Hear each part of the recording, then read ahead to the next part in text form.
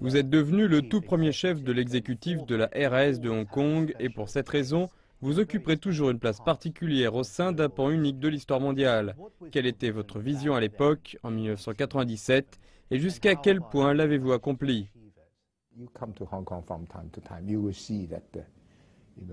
Si vous venez à Hong Kong de temps en temps, vous verrez que la façon de vivre n'a pas changé. Le libre marché de l'économie est toujours prospère, que l'état de droit est très bien maintenu, que l'internationalisation de notre ville est assez semblable à ce qu'elle était auparavant.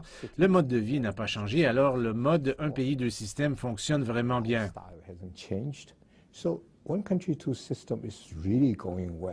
Hong Kong célèbre le 20e anniversaire de sa rétrocession en 1997. 2 décennies complètes ont maintenant passé.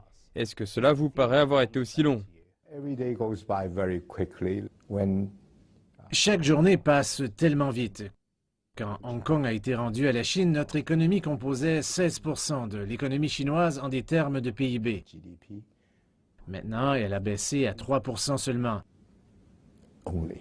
Mais d'un autre côté, la relation économique entre les deux est maintenant vraiment très étroite. Alors la question est, comment pouvons-nous procurer l'effet de levier à la croissance rapide de la Chine?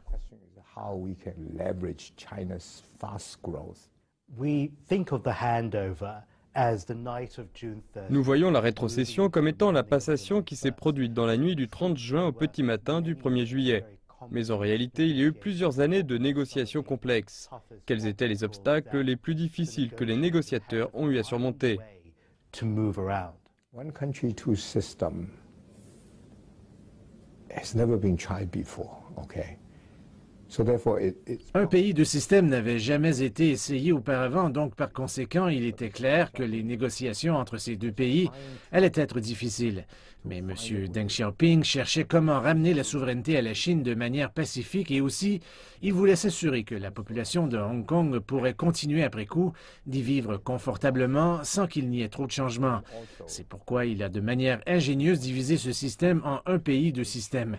C'est pourquoi nous avons assisté à une passation de la souveraineté tout en douceur. live in Hong Kong